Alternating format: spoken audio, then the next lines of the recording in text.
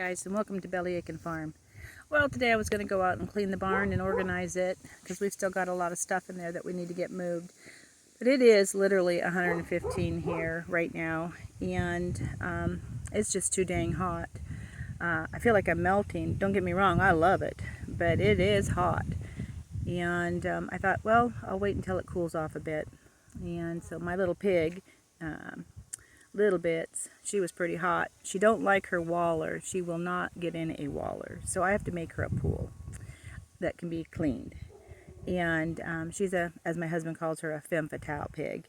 She's she gets belly rubs and foot massages, and she sleeps with a blankie. Not in this heat, but she does have one that she sleeps on because she likes to cuddle up to it. It's kind of a security thing.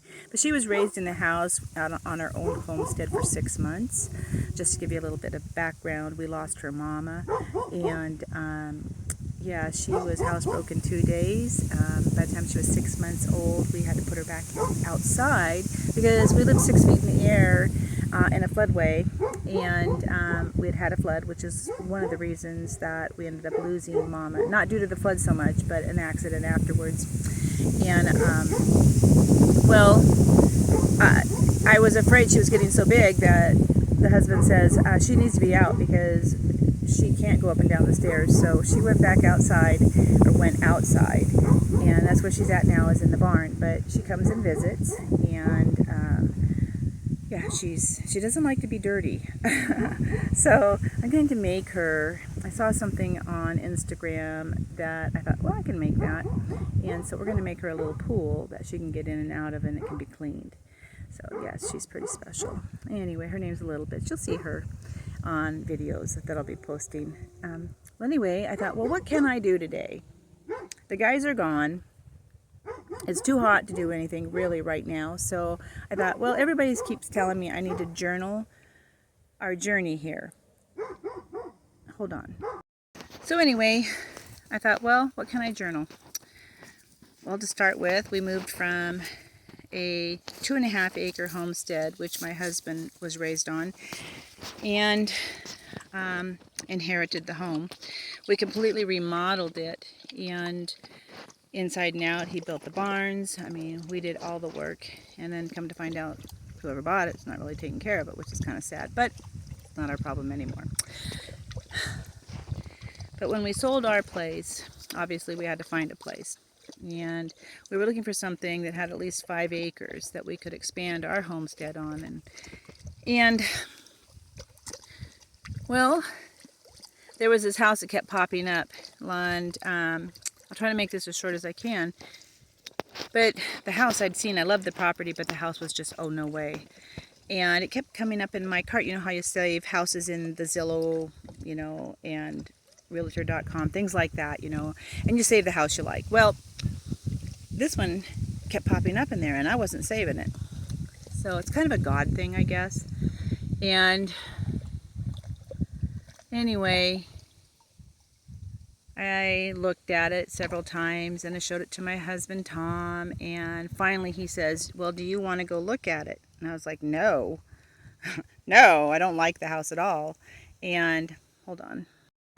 But our house had sold, so he said, well, we should go look at it. It's 40 acres. So we went and looked at it. And I knew I liked the property just from the pictures. I knew I did. And it had a year-round creek on it, which, you know, we had prayed a lot about this. And we had prayed for something a little bit bigger than our place, and at least 5 acres, you know, with a pond or a creek on it. And my husband wanted hayable property, just a lot of things. And we wanted it to be out away from the masses. And, well, we're out away from the masses. We live on top of a mountaintop. We are 2980 in elevation. We have 40 acres. We have a house that's a little smaller than what we had, but it's all one level, which is good because I have 2 bad knees. And my husband has some back issues that he had from the Air Force. And anyway, it's got a 40 by 60 barn, which we needed a bigger barn. It's got hayable property. It's got alfalfa field, it's got timothy field, and it's all hayable. It has a creek on it, and one of the things I had prayed for was a pebble bottom creek, if not a pond. Well, we got the creek, and it has a pebble bottom. It is beautiful. The house is pink, as you can see. Let's see if you can see that. The house is pink. It's a 94 mobile. It's livable, but it needs a lot of work. The boys' rooms were fuchsia pink, and they were ceiling, walls, trim, fuchsia pink, bright fuchsia pink. Oh my gosh. And blue carpets. They were so awful and dirty. Of course, that's now changed, and the house is clean. And there's a lot of things we're going to do to change it if all goes well. But we have a log cabin on the property as well. I'm not sure that you'll be able to see that, but back over there, that's the log cabin. And then there's a woodshed slash garage, and then there's a machine shed on the property. We're surrounded by BLM property on 3 sides, and a portion of that is also tribal reservation. So we don't really have to worry about anybody building around us. And we had prayed for like-minded people. We prayed for Christians, for neighbors. We prayed for kids of the ages of our children. We prayed for a good church. We got it all, guys. It's been a blessing. It's been such a blessing. I don't know what we did right, but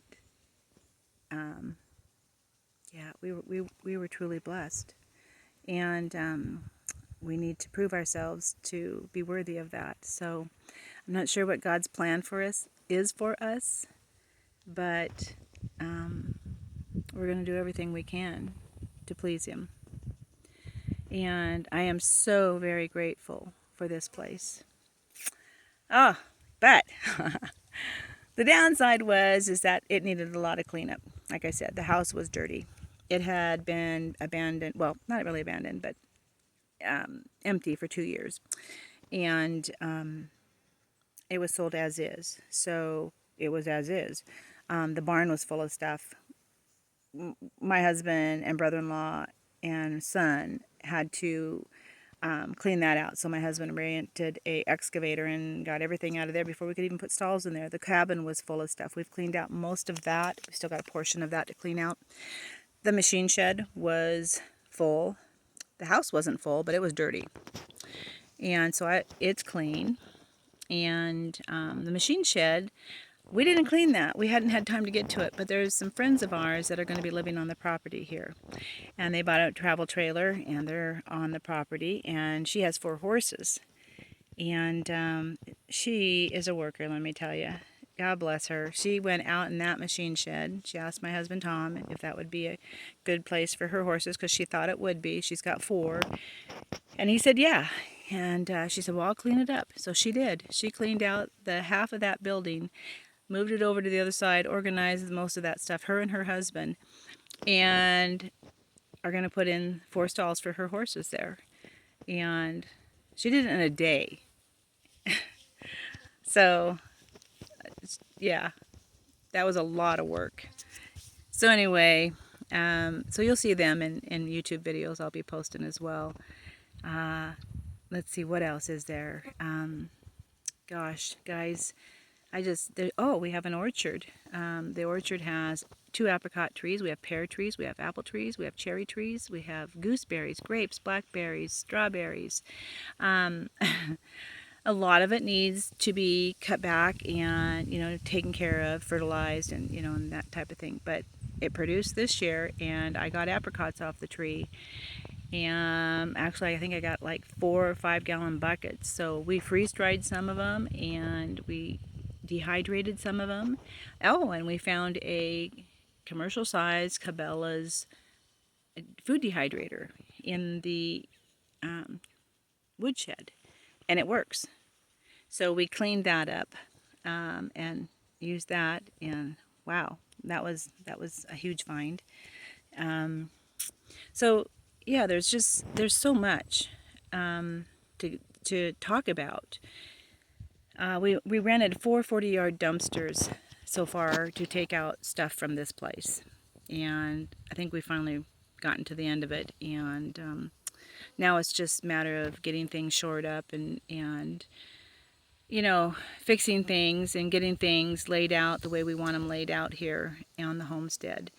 And some of the remodel in the house that we're going to do, like we're going to paint the house on the outside next year. Obviously, it's not going to be pink.